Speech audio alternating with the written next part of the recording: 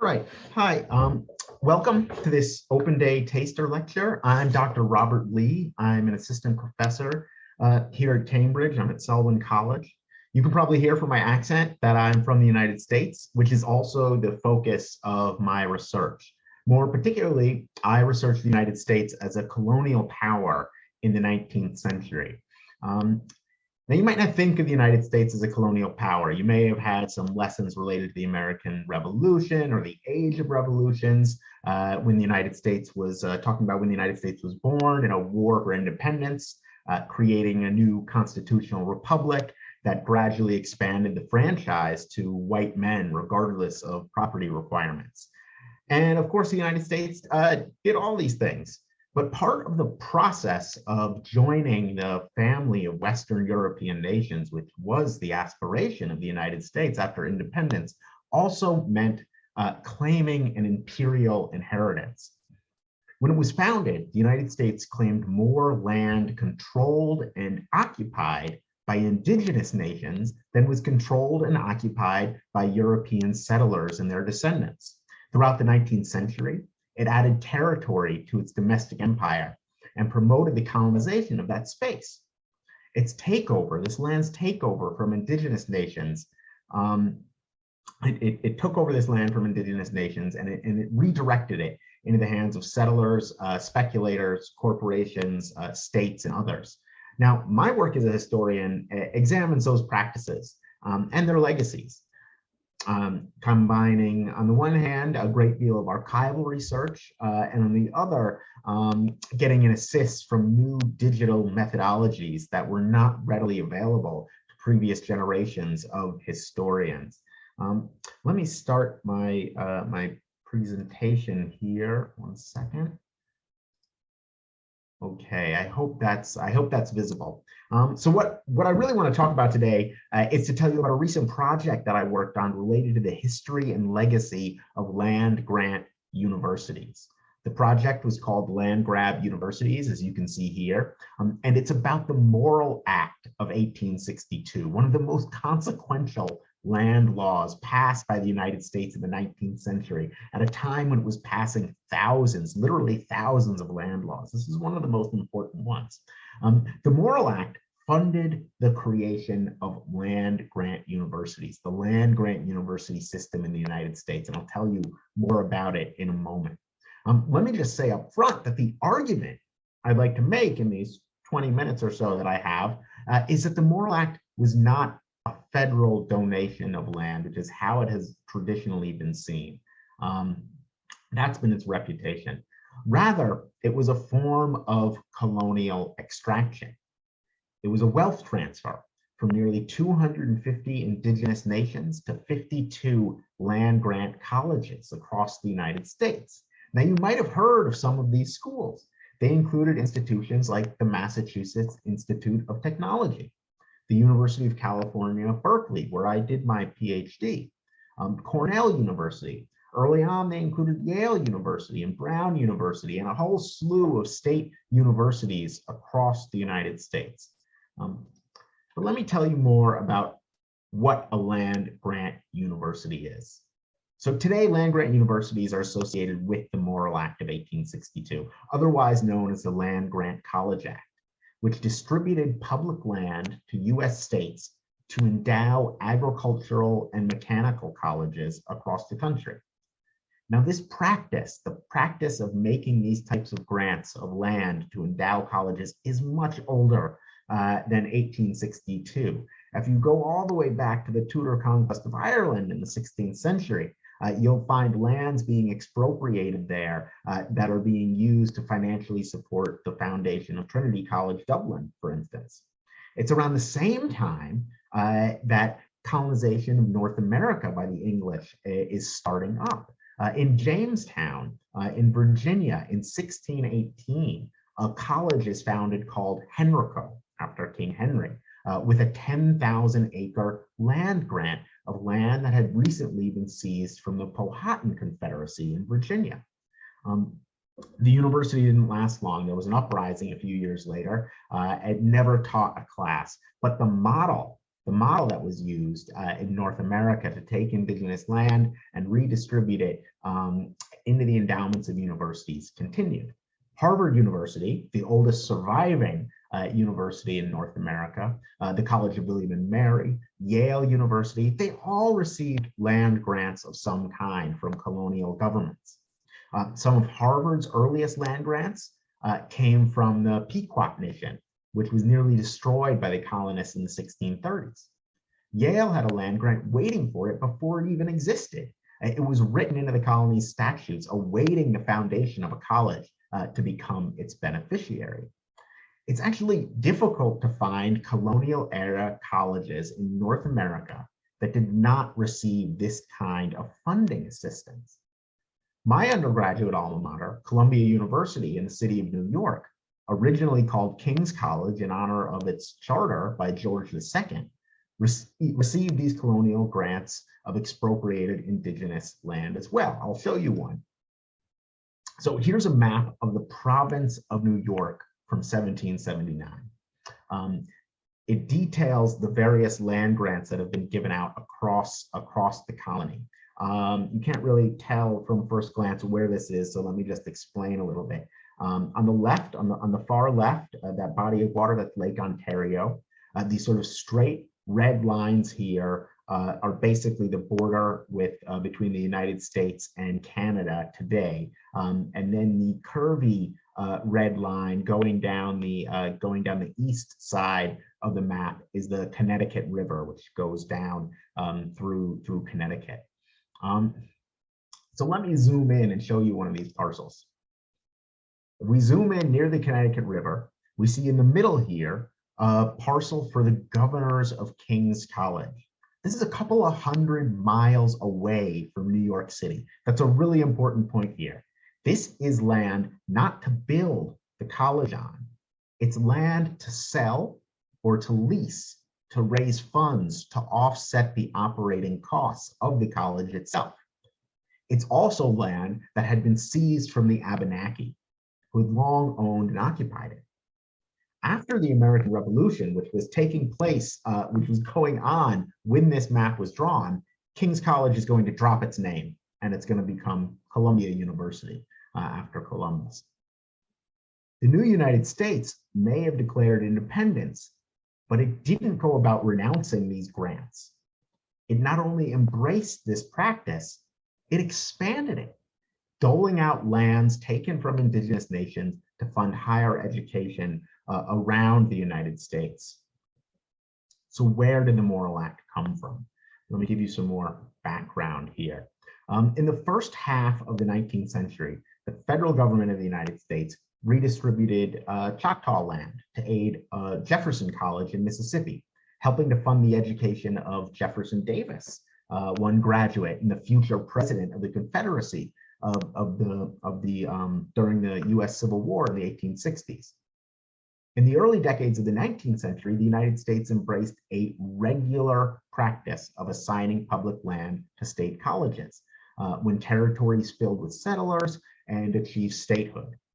It originally called these institutions seminaries of learning, but it eventually started using the more secular and up-to-date terms at that time, colleges or universities. Now that change reflected some broad-based shifts in higher education that were taking root in the 18th and 19th century.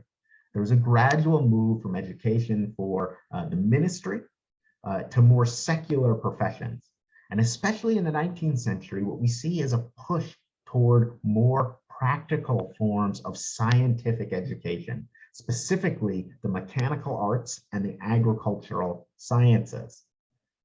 By the mid-19th century, there was a push in the United States for US colleges to follow examples from universities in the UK and in Germany that were supporting this kind of practical education, geared towards producing graduates who could use their education to drive economic growth and technological advancement to aid the material progress of the nation. And there was also a push to democratize access, to make this kind of education available to the agricultural laborers and to the industrial classes, that is, to middling and lower class white men. Now, these impulses led to the push for the Morrill Act of 1862, named after the bill's sponsor, the congressional representative Justin Morrill of Vermont.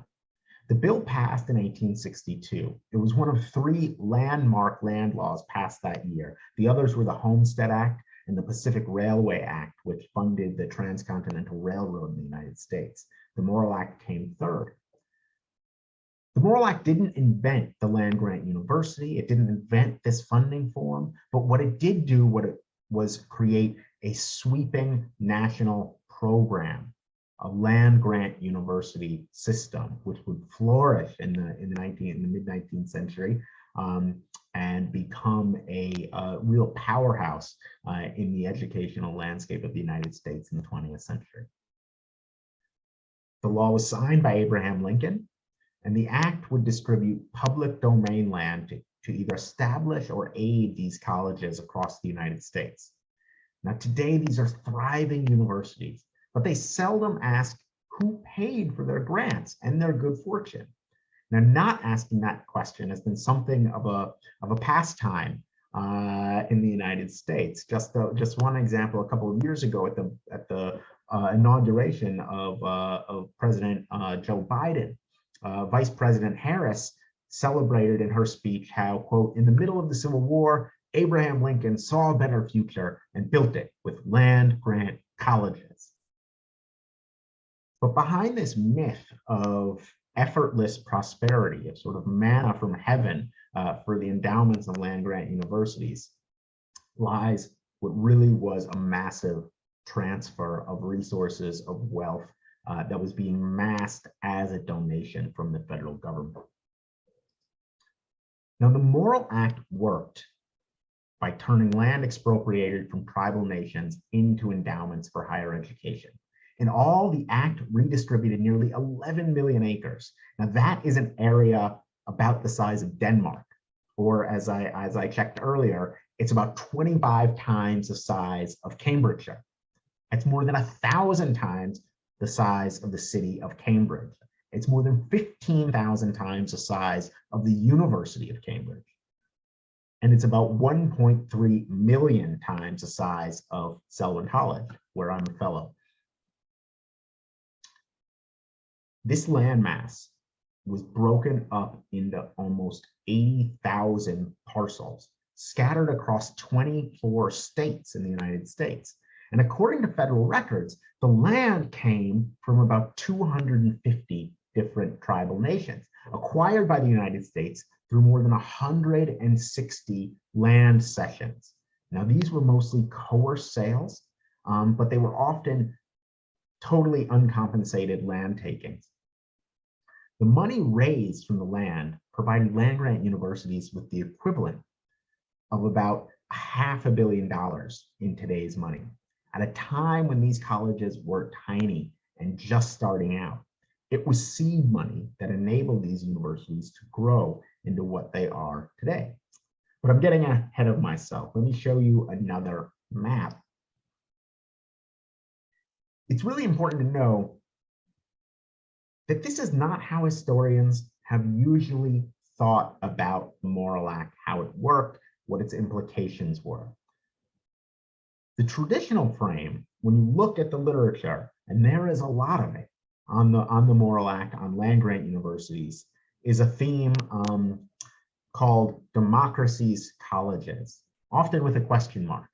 The question that historians traditionally have tried to answer about the Morrill Act is, to what extent did it live up to its ambition to democratize a higher education in the United States, to open up practical and scientific education to these industrial classes, to the agricultural laborers? Did it work well in some regions and not others? Was it co-opted by a wealthier class that was able to grab the benefits? How did it divide between male and female students? How did it live up to this ambition of democratizing higher education? It's really only in the past few years that scholars have started to ask about the colonial origins of land-grant universities. I'll just give you a couple of examples. In 2014, Roxanne Dunbar-Ortiz's book, An Indigenous People's History of the United States, flagged this issue, the legacies of land-grant colleges, and associated it with other major land laws like the Homestead Act and the Pacific Railway Act. There have been cultural theorists like Kei Wayne Yang who have discussed land-grant universities from the perspective of decolonizing the university, asking what that means, where these universities have accumulated their capital from, and what does it mean to decolonize them. More recently, there's been some important theoretical work by scholars like Sharon Stein and Margaret Nash that went about framing the Morrill Act of 1862 as settler colonial legislation that took from indigenous nations to expand agricultural and mechanical education for the settlers coming into the United States. And it really started to unpack how the Morrill Act worked as settler colonial legislation. My work on land-grant universities began around 2018, and I served as a principal investigator on a project that was aimed at sort of empirically investigating this problem, the set of relationships between land-grant universities and the indigenous nations whose land supplied their endowments. And the goal of that project really was to try to unspool the Morrill Act knot completely, to not just identify the parcels that benefited a single university or were located in a single state, but to locate them all insofar as that was possible, and to track down the indigenous origins of every one of these parcels in order to gain a sense of the enormity of the wealth transfer that the Morrill Act entailed. And the map that you're looking at here is a summary of that investigation, showing all of these parcels, all of the indigenous land takings that underlay them and supplied this land, and all the universities that benefited. And the project breaks down all of these connections and makes that data available to other researchers. But to understand what it is you're looking at here, let me just explain a little bit more about how the Morrill Act worked, how it distributed land. There were two basic models that it followed, the Eastern and the Western model. States in the American West, where there was lots of public land that hadn't been distributed yet, like the University of California you see here, they had to choose land from within their state boundaries. States in the East, like New York, where Cornell University is, here on the right, they got something called scrip, which was basically a coupon to select land anywhere in the surveyed public domain in the United States. So that's why you have Cornell-related parcels connected to a wide range of spaces, and the University of California parcels confined to the state of California. But how this went about being administered was, the first step was, well, Congress had to offer these endowments to the states, and the states had to say that they were going to receive it. How much land they got depended on the size of the populations of the states as measured by the number of congressional delegates they had. So they got 30,000 acres for every congressional delegate, and that worked out to anywhere between 90,000 acres and 990,000 acres for the most populous state at the time, which was New York. Now, some of this land had already been acquired from indigenous nations, and some of it was going to be acquired in the future. The grants themselves, the individual parcels, they were going to range in size from anywhere from less than an acre to more than 800 acres. There was the step 4 here that you're looking at was this east versus west divide, which is really fundamental. Finally, the last step in administering the act was that the land had to be disposed of. Most of these eastern states that got scrip, they sold off these coupons sort of on a secondary market to speculators so they could get the endowment money quickly.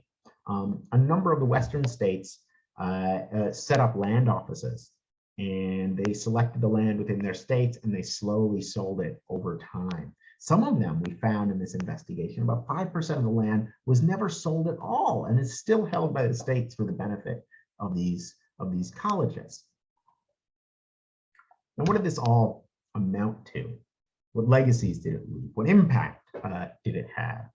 Let me just give you some of the top line statistics.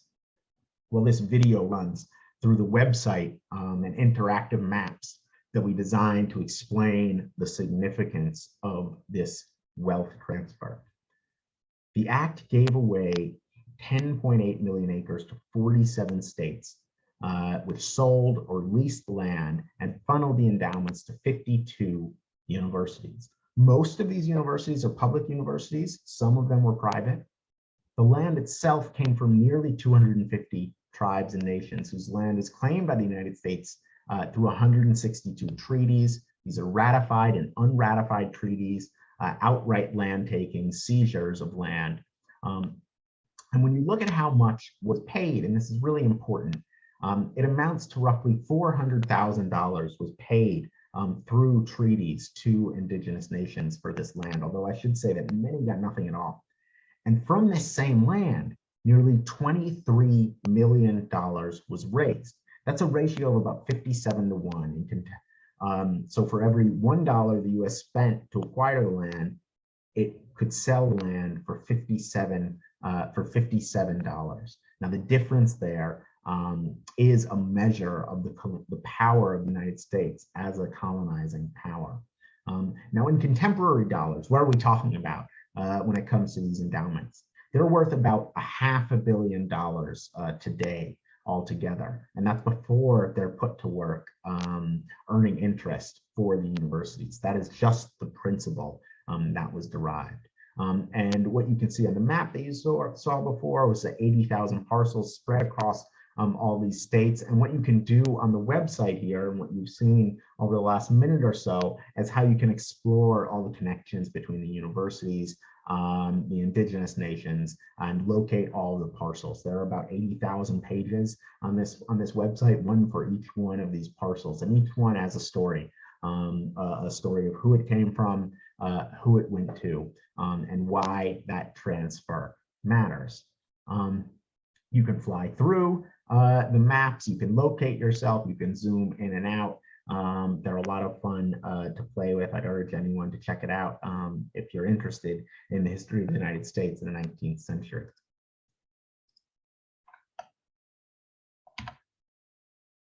So here, for example, are all the parcels linked to the University of Minnesota. Now, with this approach, what this historical mapping approach can tell you is that 98% of the land acquired by the University of Minnesota from the Morrill Act came from a single land cession from the Dakota in 1851, a cession which helped underwrite the prosperity of the University of Minnesota while laying the groundwork for the violent expulsion of the Dakota from the state. And we compare those stories together now using these methods in ways that we couldn't before, and see those connections between indigenous land loss and state formation in the United States. What maps like these can tell you is that land-grant university endowments were a wealth transfer from indigenous nations, not a donation from the federal government, and that these wealth transfers continue to shape who is advantaged by the colonial history of the United States and who is disadvantaged by it. So thanks for listening to this taster lecture. If you'd like to learn more, you can check out this website here, landgrabu.org, and I'd be happy to chat more about this at the open day or about studying at Cambridge. Thanks again. Have a nice day.